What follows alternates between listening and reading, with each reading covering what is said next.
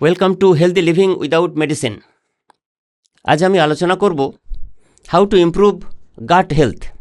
এই গাট হেলথ মানে হচ্ছে আমাদের যে পৌষ্টিকতন্ত্র, মানবদেহের যে পৌষ্টিকতন্ত্র, মুখ থেকে পায়ু পর্যন্ত, স্টোম্যাক, ক্ষুদ্রান্ত্র, বৃহদন্ত্র, এই সবটাকে নিয়ে এর স্বাস্থ্য কীভাবে ভালো থাকবে তাই নিয়ে আজকের আলোচনা।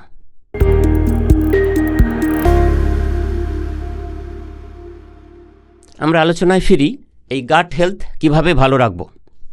তো প্রথমে বলে নিই যে গাট হেলথ ভালো না থাকলে, আমাদের যদি পেটের সমস্যা হয়, হজমের সমস্যা হয়, তাহলে গাট হেলথ ঠিক থাকে না। না থাকলে কি কি লক্ষণ থাকে দেখবেন, বুক জ্বালা করে, কনস্টিপেশনের সমস্যা হয়, পেট ফাঁপে, কারুর ডায়রিয়া হয়, হজম হতে চায় না, স্কিন ইরিটেশন দেখা দেয়, অনেকের ক্ষেত্রে প্রচণ্ডভাবে মানে দিনের পর দিন ঘুমের সমস্যা হয়, স্ট্রেস হয়, এগুলোও কিন্তু দেখা দেয় এই গাট হেলথের প্রবলেম থাকলে।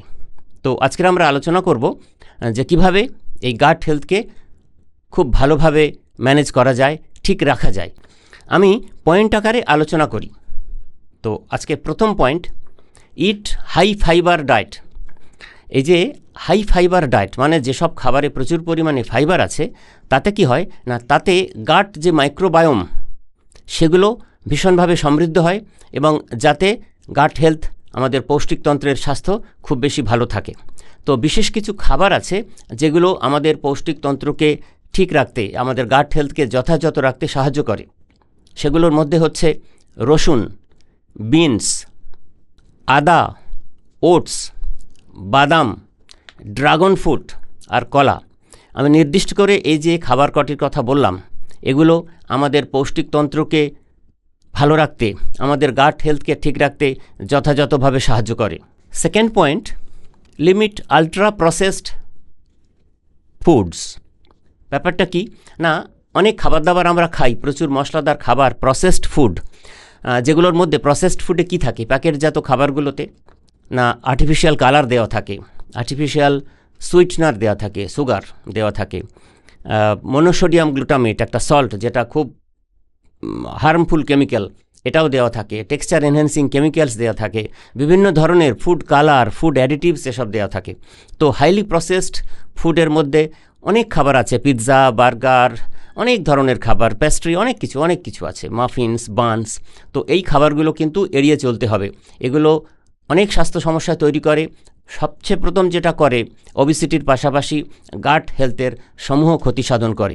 এবং এই খাবারগুলো এখন বাজারে চলে এসেছে রেডি টু ইট, সেজন্যে মায়েদের পক্ষে সময়ের অভাবে তারা স্কুলের বাচ্চাদের, ছেলেমেয়েদের পাঠানোর আগে এই সব খাবারগুলো দিয়ে পাঠাচ্ছেন বা সকালবেলায় তাড়াহুড়োতে এই খাবারগুলো খাওয়াচ্ছেন।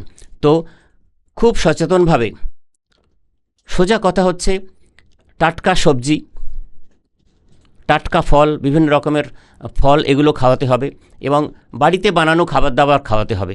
কোনো ready to it, ready to prepare, এইসব যে প্রসেসড খাবার, এগুলো খাওয়া সম্পূর্ণ বন্ধ করতে হবে। আর যদি আপনার এই গাট হেলথ নিয়ে কিছু সমস্যা মাঝে মধ্যে হয়ে থাকে, তাদের জন্য তো এই খাবারগুলো নৈব চ। Third point, eat foods rich in polyphenols.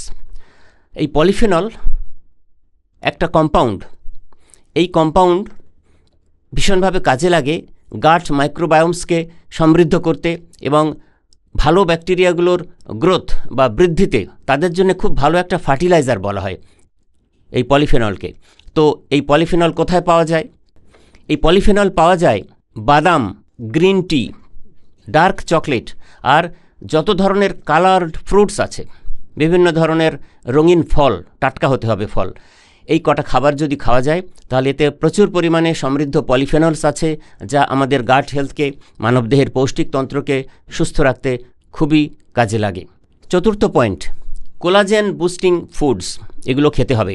এই কোলাজেনও কিন্তু গাট মাইক্রোবায়োমসগুলোকে উৎকৃষ্ট করে এবং গাটের যে গুড ব্যাকটেরিয়াসগুলো, তাদের বংশবৃদ্ধি করতে, তাদের কার্যকারিতা বাড়াতে ভীষণভাবে কাজে লাগে। বিশেষ নির্দিষ্ট একটি দুটি খাবারে এটি পাওয়া যায়, সেগুলো যদি আমরা আমাদের খাদ্য তালিকায় রাখি তাহলে আমাদের গাট হেলথ ভালো থাকবে। সেই খাবারগুলি হলো সব ধরনের সাইট্রাস ফ্রুটস, মানে ভিটামিন সি সমৃদ্ধ ফল, এবং ব্রকলি।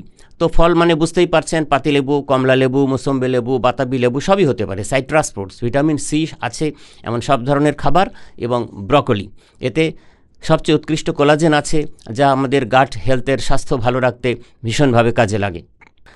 5 নম্বর পয়েন্ট, আমি 3টে জিনিসকে একসাথে করেই বলবো, সেটা হচ্ছে এক্সারসাইজ, স্লিপ এবং স্ট্রেস ম্যানেজমেন্ট। আমাদের গাট হেলথ ভালো রাখতে হলে শরীর চর্চা করতে হবে। তো এই যে ফিজিক্যাল এক্সারসাইজ, শরীর চর্চা বলতে আজকাল অনেক ডিভাইস বেরিয়েছে, অনেকে ট্রেডমিল করেন, অনেকে কার্ডিও এক্সারসাইজ করেন। তো এছাড়াও পাশাপাশি যেগুলো করতে পারেন, স্ট্রেচিং এক্সারসাইজ আছে, রেঞ্জ অফ মোশন এক্সারসাইজ আছে, রিল্যাক্সেশন এক্সারসাইজ আছে, এগুলো তো আছেই, যোগা, মেডিটেশন তো আছেই। কিন্তু আমি বলবো এগুলো পাশাপাশি যদি সম্ভব হয় এবং করতে পারলে খুবই ভালো, মর্নিং ওয়াক, যদি ব্রিস্ক ওয়াকিং করতে পারেন, সাইক্লিং করতে পারেন, সাঁতার চলতে পারে, এরকম জগিং করতে পারেন, তো এগুলো যদি আপনি করেন অন্তত আধ ঘন্টা, 25-30 মিনিট সপ্তাহে 5 দিন, এটা করলে আপনার গাট হেলথ অনেকভাবে সমৃদ্ধ হবে এবং খুব ভালো থাকবে। পাশাপাশি আপনার ঘুম ঠিক রাখতে হবে। ঘুম এমন একটা জিনিস, আমরা যখন ঘুমোই তখন আমাদের পৌষ্টিকতন্ত্র, আমাদের গাট এমন কন্ডিশনে থাকে যেগুলো প্রসেসড হয় সমস্ত অর্গানগুলোকে ব্যালেন্স করতে। আরও একটা জিনিস মানসিকভাবে যেটা ঘটে আমাদের গাট হেলথে, আরেকটা জিনিস আছে যে আমরা যখন ঘুমাই তখন আমাদের সাবকনশাস মাইন্ড কিন্তু অ্যাক্টিভ থাকে। তো যে প্রোগ্রামিংগুলো আমরা কনশাস মাইন্ডের মাধ্যমে সাবকনশাস ব্রেনকে পাঠাই, সেগুলো যথাযথভাবে হবে। এবং এই হওয়ার কারণে আমাদের শুধু গাট হেলথ না, কেননা আমাদের ব্রেন তো আমাদের সমস্ত শারীরবৃত্তীয় প্রক্রিয়াকে নিয়ন্ত্রণ করে। তো আমাদের হার্ট, কিডনি, লিভার, সমস্ত অর্গান, লাংস, সব অর্গানগুলোকে স্টিমুলেট করা, এবং আমাদের পৌষ্টিকতন্ত্রের যেসব মেন অর্গানসগুলো, liver, stomach, spleen, pancreas, large intestine, small intestine, এই সবগুলোকে যথাযথভাবে কর্মক্ষম রাখতে সাহায্য করে যদি আপনার ঘুম যথাযথ থাকে। রাত্রে অন্তত 7-8 ঘন্টা সাউন্ড স্লিপ থাকা উচিত। কেননা জানেন তো যে আপনি খুব দাম দিয়ে বিছানা কিনতে পারেন, ঘুমের ওষুধ কিনতে পারেন, কিন্তু ঘুম কিনতে পারেন না। ঘুমটা প্রকৃতির দান। তা ঘুমের জন্য যেটা দরকার আরেকটা জিনিস, সেটা হচ্ছে স্ট্রেস ম্যানেজমেন্ট। এবং স্ট্রেস ম্যানেজ করতে না পারলে, স্ট্রেস হলে কিন্তু দেখবেন, ধরুন আপনি দুপুরবেলা ছুটির দিনে খেতে বসেছেন, হঠাৎ একটা ফোন আসলো, আপনার কোনো নিকটাত্মীয়ের কোনো দুঃসংবাদ, আপনি থালা থেকে উঠে পড়লেন। আপনি কেন উঠে পড়লেন? আর খেতে ইচ্ছে করছে না, স্ট্রেসফুল হয়ে গেলেন আপনি, টেনশন, অ্যাংজাইটি। তো স্ট্রেস থাকলে কিন্তু গাট হেলথের সমূহ ক্ষতির সম্ভাবনা। সেজন্য এই স্ট্রেস, আপনাকে স্ট্রেস ভেন্টিলেশন করে স্ট্রেস থেকে মুক্ত থাকতে হবে। প্রসঙ্গক্রমে বলি, আমাদের এই চ্যানেল হেলদি লিভিং উইদাউট মেডিসিনে স্ট্রেস ম্যানেজমেন্ট নিয়ে, আপনি আপনার নিজের স্ট্রেস কীভাবে ম্যানেজ করবেন এই নিয়ে আমাদের ভিডিও আছে। যারা এখনও ভিডিওটি দেখেননি, সেখান থেকে পরামর্শগুলো সচেতনভাবে মেনে যদি স্ট্রেসকে ম্যানেজ করে নিতে পারেন, সঙ্গে ফিজিক্যাল এক্সারসাইজ, শরীরচর্চা এবং সুন্দরভাবে ঘুম, গুড নাইট স্লিপ আপনার থাকে, তাহলে কিন্তু আপনার গাট হেলথ খুব ভালো থাকবে। 6 নম্বর পয়েন্ট, ফার্মেন্টেড ফুড খেতে হবে আপনাকে। এই ফার্মেন্টেড ফুড, এতে খুব সমৃদ্ধ মাইক্রোবায়োম আছে, যেগুলো গাট হেলথে খুব ভালো কাজে লাগে।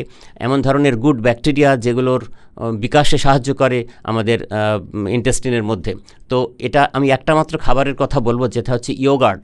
এতে খুব সমৃদ্ধ জিনিস আছে, যেটা আমাদের গাট হেলথকে সুস্থ রাখতে সহযোগিতা করে।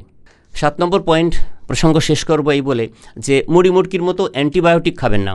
আমরা পেটের সমস্যা হলে, আমাদের ইনডাইজেশন হলে, বুক জ্বালা হলে, ডায়রিয়া হলে আমরা কথায় কথায় ডাক্তারবাবুদের প্রেসক্রিপশন ছাড়াই বা কোনো রকম ছাড়াই, মানে দোকান থেকে আমরা ওষুধপত্র কিনে আমরা খেতে শুরু করি। মুড়ি মুড়কির মতো আমরা অ্যান্টাসিড খাই দেখি। এটা একেবারে বন্ধ করতে হবে, কারণ এতে গাট হেলথের খুব ক্ষতি হয় এবং এতে আমাদের ইমিউনিটি সিস্টেম, ওভারঅল ডাইজেস্টিভ সিস্টেমের ইমিউনিটি কম্প্রোমাইজ হয়ে যায়। এর থেকে গাট হেলথের বিপদ চলে আসে। ফলে আপনি যদি এই অ্যান্টিবায়োটিক নেওয়ার প্রবণতা কমপ্লিটলি বন্ধ করেন এবং পাশাপাশি আরও যে 6টি পয়েন্টের কথা আমি সংক্ষেপে আলোচনা করলাম, সেগুলো যদি আপনার চর্চার মধ্যে রাখেন, তাহলে আপনার পৌষ্টিকতন্ত্র, আপনার গাট হেলথ সুস্থ সুন্দর থাকবে। ধন্যবাদ।